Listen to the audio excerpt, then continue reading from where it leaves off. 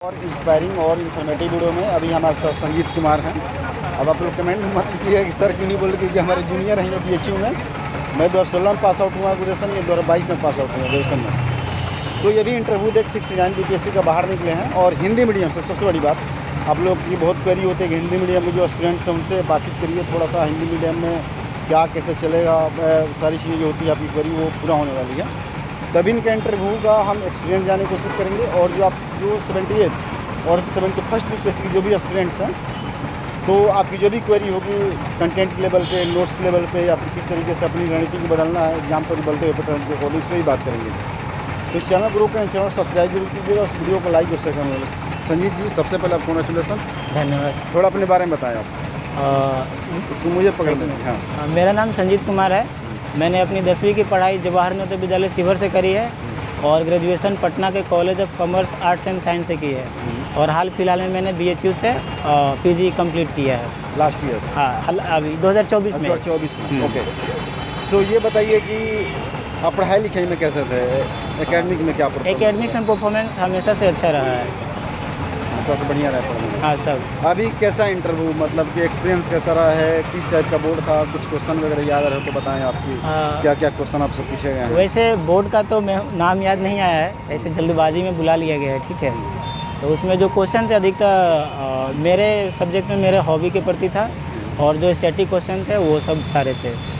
हाँ, कुछ और क्वेश्चन याद आ रहा हो? क्वेश्चन और सब्जेक्ट से रिलेटेड मेरा पॉलिटिकल साइंस बैकग्राउंड था, तो उससे रिलेटेड जैसे क्वेश्चन बताएं।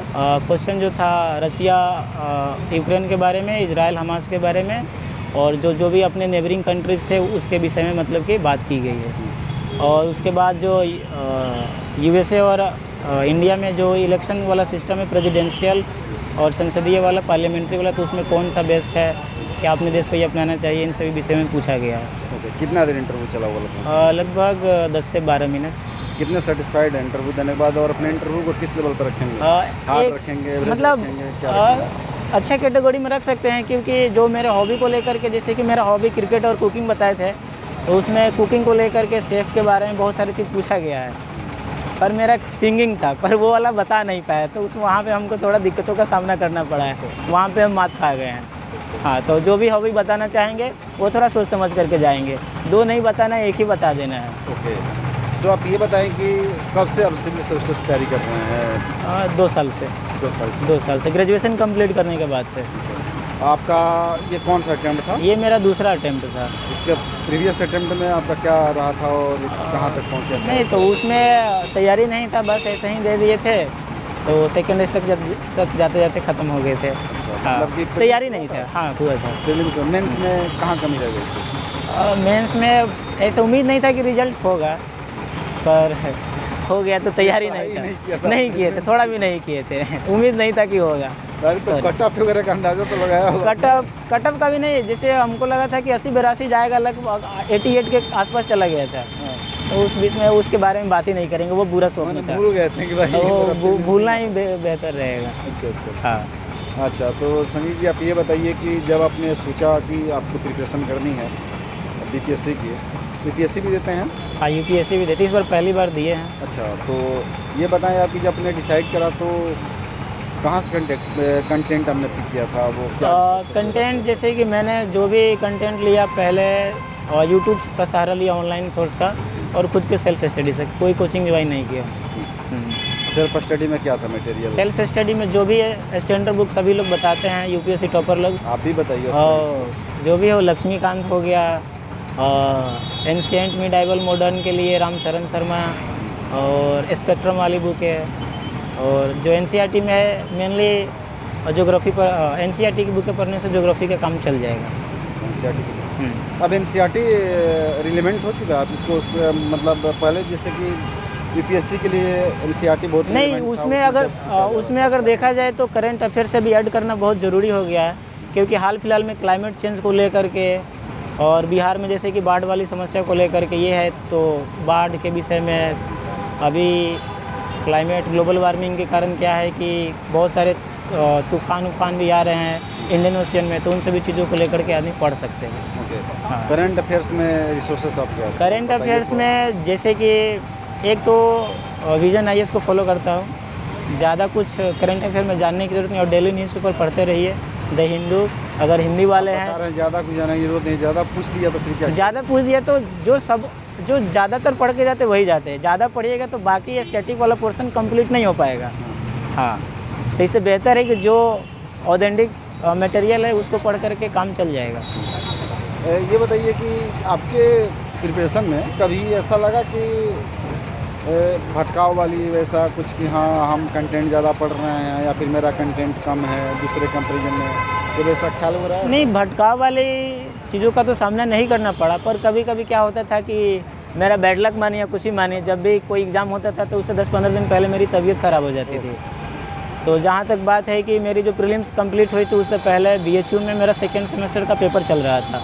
लगभग 29 अगस्त 2023 को कंप्लीट हुआ। उसके बाद 1 महीना का समय बचा तो उसमें जीत और मेहनत करके प्रीलिम्स निकाला। और उसके बाद इधर जब मेंस होने वाली थी तो उस बीच में वायरल इन्फेक्शन हो गया था। तो मैंने मात्र छठ के बाद और देव दीपावली के बाद मैंने 20 से 25 दिन पढ़ाई करी एकदम अच्छे से। उसके बाद 19 दिसंबर के बाद से मेरा तबीयत ख़राब हो गया, तो एग्ज़ाम से 1 दिन पहले मैं फिट हुआ, उसके बाद मैंने एग्ज़ाम दिया। अब जो पैटर्न बदल रहा है उसको किस तरीके से देखते हैं आप? उसके लिए क्या स्ट्रेटेजी फॉलो करना चाहिए? पैटर्न बदलना एक अच्छी बात है, क्योंकि ज़रूरी नहीं है कि जो लोग बिहार से हैं या कहीं से है जो BPSC का प्रिपरेशन कर रहे हैं, तो उस हिसाब से अगर देखा जाए तो ये एग्ज़ाम का अपडेशन हो रहा है, मॉडिफिकेशन हो रहा है, जो कि UPSC लेवल के क्वेश्चन तैयार किए जा रहे हैं। जो यहाँ पर बेनिफिट करेगा वो आगे आने वाले पेपर में भी करेगा, जो कि बहुत अच्छी चीज़ है। पहले क्या होता था कि एक सिलेबस रटा रटाई पूछ दिया जाता था, पर इस बार से 68वीं से या 69वीं में जो कि क्वेश्चन का लेवल काफ़ी अच्छा हो गया है। तो जो है कि आंसर राइटिंग स्किल बनाना पड़ेगा और बहुत लिखना पड़ेगा, थोड़ा सा लिखने से काम नहीं चलने वाला है। तो बहुत लिखना पड़ेगा, तो उसको कैसे प्रैक्टिस में लाए एस्पिरेंट्स जो है कि उसको है कि छोटे छोटे अपना एरिया डिफाइन करे और डेली लिखने का प्रयास करे। जो भी न्यूज़पेपर पढ़े उसको कंसाइज तरीके से नोट्स बनाए। ज़रूरी नहीं है कि जिसके पास समय कम है वो डेली न्यूज़पेपर पढ़े, और किसी मैगज़ीन का सहारा ले सकते हैं। कौन समय? मैगज़ीन मेरे हिसाब से तो विज़न IAS ज़्यादा अच्छा रहेगा। और बिहार स्पेशल के लिए अगर पढ़ना होगा तो दृष्टि वाली जो हिंदी वाली आती है वो मंथली आती है, वो भी लोग पढ़ सकते हैं। बहुत किसी को पता नहीं रहता है कंटेंट कहाँ से ले, पर बिहार स्पेशल के लिए वहाँ से पढ़ सकते हैं। आपने इससे कहा कि नोट्स बनाए, तो नोट्स कैसे बनाया जाए? बढ़िया नोट्स कैसे बनाए? बढ़िया नोट्स के लिए सजेशन यही होगा कि पहले अच्छे से पढ़ना पड़ेगा।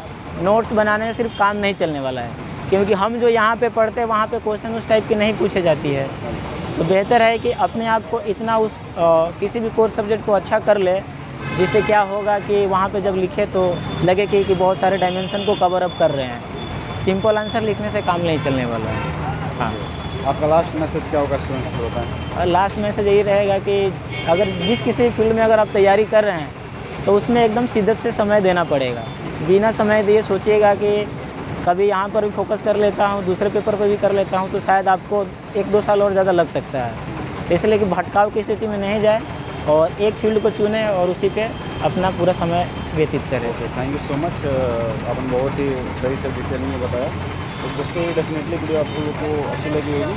इस वीडियो को लाइक या शेयर करना सबसे मिलेगा और सही इस करेंगे आपका फाइनल इसमें बनाना। Thank you.